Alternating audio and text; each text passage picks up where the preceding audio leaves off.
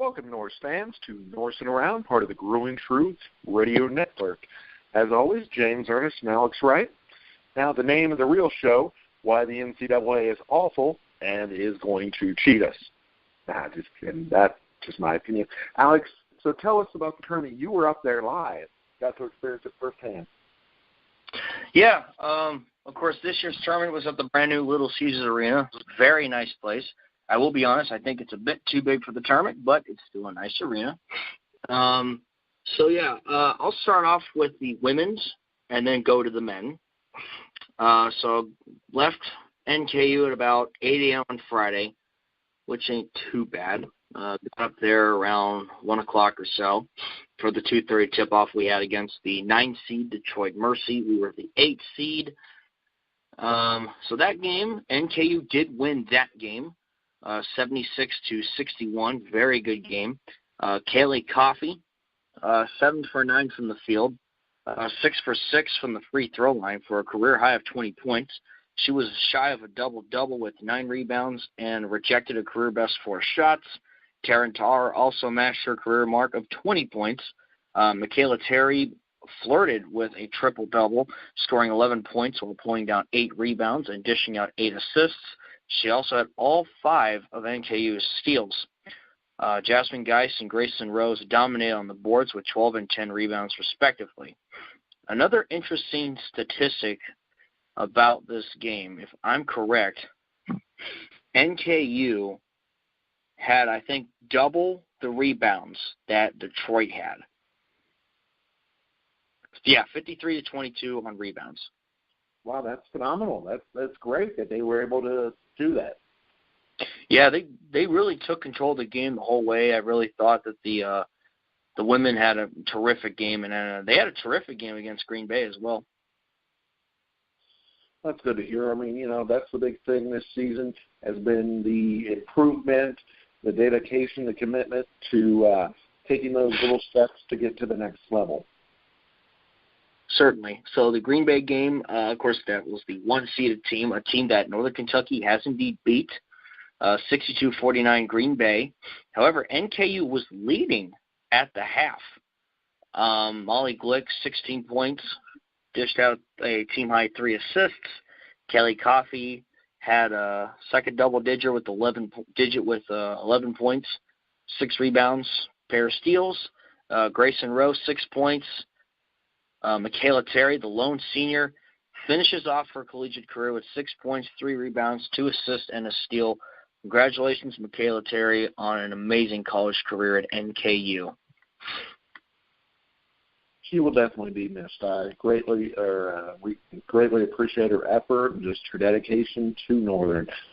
What she's done, the impact she's made on the program, it's hard to measure. Yeah, and I can certainly tell, as I've said it time and time again, by the time these girls that are freshmen and sophomore now, when they're juniors and seniors, it's going to be fun. I think this team's going to only get better. And you've seen it. They played a really good game against Wisconsin Green Bay, nothing to hang their heads about. I think they gave them quite a scare, in my opinion. So with that concludes the women's basketball season for NKU. They finish off 9-22 on the season. And as a side note, I actually on that Saturday woke up at 5:30 in the morning because every pep band and spirit group have a community service thing we do for 2 hours. So we went to a school in Detroit. I forgot what it was. Forgot the name of it. My apologies. But we helped create these little meal packs for the lower-income families who need some help. So we all came together, and it was a really fun time. We all yelled dilly dilly and whatever else. We were just having a good time and while helping out those in need. So that's nice that you and the other bands were able to give back to the community, and definitely one that's in need like Detroit. Yeah, definitely. So yeah, that's it for the women's side. Now let's go over to the men's side. Let's see. This is recording. I thought I'd still be in Detroit, but let's talk about it. So NKU took on Cleveland State Cleveland State knocking off Northern Kentucky 89-80. My first thoughts of this game, Northern Kentucky played very well. It was a good game. It was a great game by both teams. But Cleveland State just shot better in this game. When you look at things here, field goals, Northern Kentucky was 25-59. Cleveland State was 27-57. NKU shot percentage of field goal 42.4%. Cleveland State shot 47.4%. It was a very evenly matched game. It was about with, I want to say 2 minutes to go, where two three-pointers were just sunk back to back. And that gave Cleveland State the upper hand in that game because NKU kept trying to pull away, just Cleveland State just kept jumping back up in there, and I was very intrigued. I was very impressed that, and I knew that this was going to be really close, especially those 23-foot shots. Holy cow. Game leaders here, it says Tyree Appleby had an incredible game, 24 points, 7 rebounds. Kenny Carpenter had 6 assists. Drew McDonald, 24 points, 13 rebounds. Levon Holland with 5 assists. So the strategy for next year, we're not playing any regular season games, any preseason games, any of that stuff. Only thing we're going to do is just practice the entire season, and then we'll just show up for the tournament. Because, my conspiracy is already believing that the NCAA, unfortunately, is only going to give one Horizon bid, which is ridiculous because Northern had such a great regular season.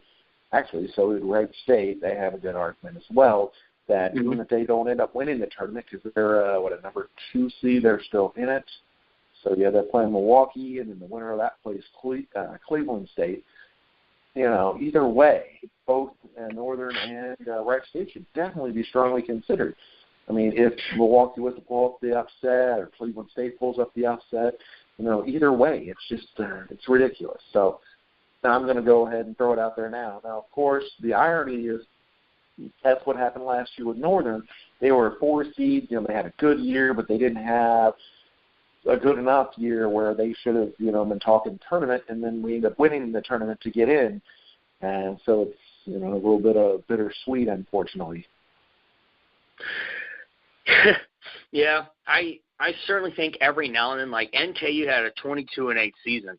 That's pretty good. I think that's NCAA tournament worthy. But, it's a mid-major conference. I know there's more teams in the bigger conferences that are, more possible to put in because, bigger schools, more money, all that plays into the factor. But it's not over because NKU will be in the NIT because they did win the regular season title. They are in. So we do. Oh, you want to be on the negative side? Oh, shoot, you're supposed to be the positive guy going, no, we still have a chance. They haven't announced it. The big announcement comes on Sunday, so it could still happen. It's all good. No, that's what you're supposed to do. My bad. It's all good. Please forget what I just said. No worries, buddy. Then, I was going to say I'm good with good cop or bad cop. Actually, the cop that I am is I want them to get in, but I want them to do the playing games because I am looking forward to covering that, going up to Dayton, going to see those Big 4 games. And a lot of people go, oh, well, there's no point in those games. I actually had a conversation about that earlier today where they're like, oh, well, those are teams that aren't going to do anything. I'll tell that to Michigan last year. I know they at least won one game in the tournament, if not 2, besides the playing game. Yeah, it was 2 because it counted the play. You won the playing game, and then they won another one, their first-round game. So, I'm all for it. I think there is a shot for them to make that still. I mean, obviously, like I was saying, Wright State and all, and, last year, and just, they ended up, the teams that won the conference, if you didn't win the tournament, you did get gypped. But I still think there is a possibility for it. I mean, like you said, the record stands for itself. They've had a strong season. They played some tough opponents. Unfortunately, we didn't get that one big win to hang our hat on. If we would have won one more game and would have won that tournament we were in, maybe we could have hung our hat on that. Right. Texas A&M game, maybe could have hung our hat on that, or Memphis. So, that kind of thing. So there'll be some good arguments either way. Obviously, if we don't make it, we'll be very disappointed because they've earned the right. They deserve it. There's not much more that the fellows could have done. Unfortunately, couldn't beat Cleveland the third time this season. They did beat them 2 other times. So, some arguments can be made either way. Hopefully, it sounds weird that, if Wright State wins, then there's maybe more legitimacy for us to get in. I don't know. We'll figure it out. So, what's your thoughts on other activities going on at school? Anything exciting going on up there at Northern? Well, before I bring that up, I want to bring up a couple other things. I just loaded up the bracketology predictions for CBS Sports. This is willing to change at any time because of all the tournaments going on. Last 4 in, Texas is 18-13, Syracuse is 19-12, USC 21-10, Marquette 18-12. NKU has better records than all 4 of those schools. The only thing is that they're in the bigger conferences. But I still, like you said, despite what I just said to the NIT, I think NKU could get in. It'd be great if they did. I think they're deserving of it, certainly. So I'm just reading off, speaking of other nearby schools, Xavier predicted as a 1, Cincinnati predicted as a 2. The CBS has Cincinnati playing Wright State. If Wright State wins, of course, they're rising the championship. Louisville, first 4 out right now, 19-12 on the season. Yeah, and Kentucky. Like you mentioned about the Wright State and all. Yeah, because if they don't end up winning the tournament, then obviously Cleveland State or Milwaukee, they're not going to be a number 2 seed. There's no chance in that where, of course, not a number 2 seed, a number 15 seed. Where if, Cleveland or Wright State wins, they're good enough that, like you said, they'll be able to get up. They'll get that 15 seed, so they don't have to play number 1 overall. So, and not that UC is a cakewalk by any stretch of the means, but it's better than playing a number 1 overall seed. So, yeah, I agree with you there. That in CBS that would be an interesting matchup. And then, of course, if Milwaukee or Cleveland happen to win it, that'll knock them down a line. So you were saying about Louisville being outside of the bubble. You were thinking so far? Yeah, CBS is predicting to be one of the first 4 out. Louisville's at 19-12, and I want to bring up too Kentucky's 21-10. So even NKU has a slightly better record than Kentucky. I could also make. They're currently a number 6 seed. Yeah. Okay. Yeah, can you imagine that? Basically, same record. Now, of course, strength of schedule is where it really factors in there. Yeah, but again, bigger school, probably brings in more TV as well. That's a no-brainer. Yeah, they'll get way more views than our little old school. So it'll be interesting to see if they end up doing the right thing. They end up thinking about the Wichita State, Butler, those type of teams that, have made runs in the tournament that aren't, that don't get the proper respect, just like Northern. Because Northern has talent. They definitely have got the players and the dedication. Unfortunately, like you said, 3 years in a row, the number 1 seed has fallen. In the wrestling tournament. It might not be a benefit to have that extra day off there. It seems like it's kind of thrown something in the works for the last couple of years. So maybe they'll consider doing something different with that next year.